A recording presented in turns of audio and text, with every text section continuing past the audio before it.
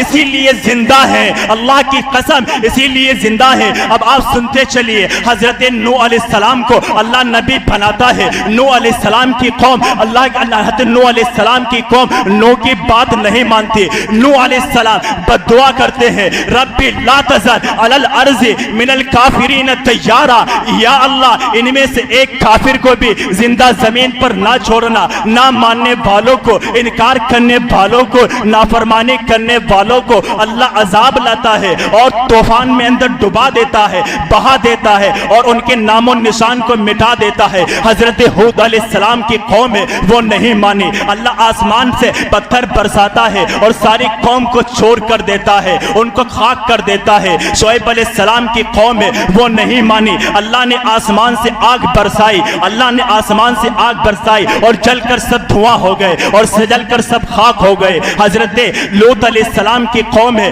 وہ نہیں مانی، اللہ آسمان پر لے جاتا ہے اور آسمان سے زمین پر پلٹ دیتا ہے اور ساری زمین میں دھس جاتی ہے، تباہ و برباد ہو جاتی ہے۔ حضرت موسیٰ علیہ السلام کی قوم ہے وہ نہیں مانی، اللہ نے اس کے بدلے میں ان کو بندر اور خنزیر کی شکل میں بدل دیا اور ان بعد میں موت طاری کر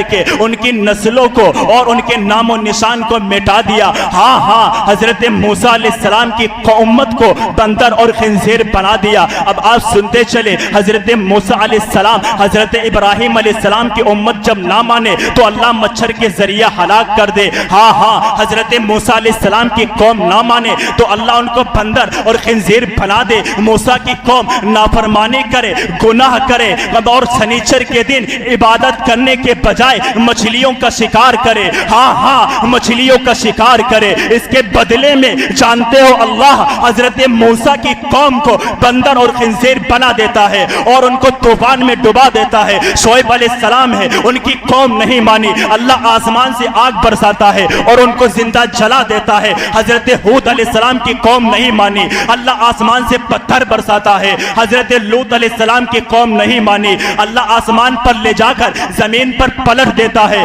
ہاں ہم محمد الرسول اللہ کے امتی ہیں، کلمے والے ہیں، یہاں پر موجود ہے، داڑھی نہیں ہے، مسجد کے اندر موجود ہے، چہرے پر داڑھی نہیں ہے۔ ہاں محمد کا امتی ہے اور شادی بیاہ انگریزوں کے طریقہ پر کرتا ہے۔ ہاں آقا کا امتی اپنے آپ کو کہتا ہے اور حی علی الصلاۃ سن کر مسجد نہیں جاتا ہے، اپنے آپ کو محمد کا امتی کھاتا ہے، زنا کرتا ہے اور اپنی بہنوں کے ساتھ منہ کالا کرنے کی برات میں رہتا ہے۔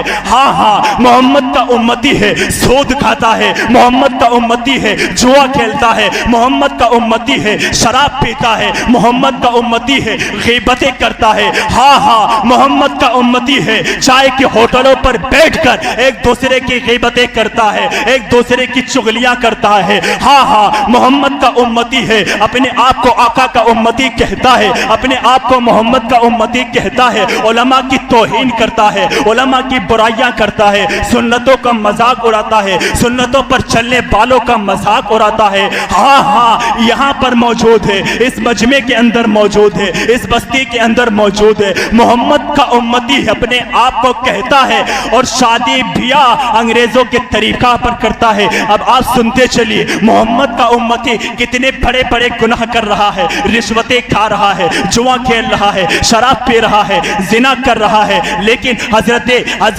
ہود علیہ السلام کی قوم کا گناہ یہ تھا۔ اب گناہ بھی سنتے چلیے، حضرت ہود علیہ السلام کی قوم جب بدفعلی کے اندر مبتلا ہوتی ہے تو اللہ آسمان سے پتھر برساتا ہے، اور حضرت لوط علیہ السلام کی قوم کا جرم یہ تھا کہ وہ بے حیائی کے اندر مبتلا ہو گئے، اور اللہ نے جانتے ہو اس کے بدلے میں آسمان پر لے جاتا ہے اور زمین پر پلٹ دیتا ہے اور ساری زمین میں دھس جاتی ہے۔ اور حضرت موسیٰ علیہ السلام کی قوم ہے وہ نہیں مانی، وہ سنیچر کے دن عبادت کرنے کے بجائے مچھلیوں کا شکار کرتے ہیں۔ ہاں مچھلیوں کا شکار کرتے ہیں، ہاں مچھلیوں کا شکار शिकार करते हैं। जानते हो मोहम्मद का उम्मती जिना करता है और वो मूसा अलैहिस्सलाम की कौम सनीचर के दिन इबादत ना करके मछलियों का शिकार करती है। जानते हो जिना मछलियों का शिकार करने से बड़ा गुनाह जिना है, मछलियों का शिकार करने से बड़ा गुनाह जिना है। हजरत मूसा की कौम को अल्लाह बंदर और खिंजीर बना देता है और तूफान में डुबा देता है।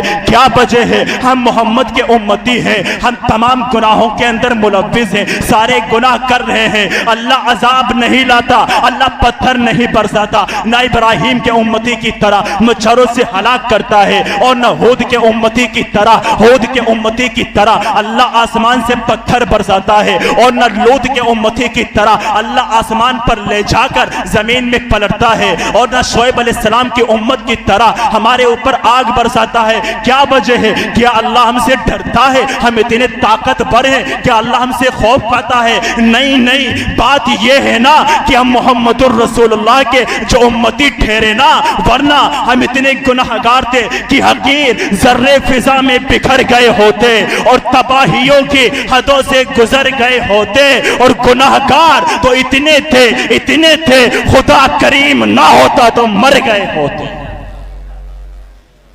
खुदा करीम ना होता तो मर गए होते, हकीर जर्रे फिजा में बिखर गए होते।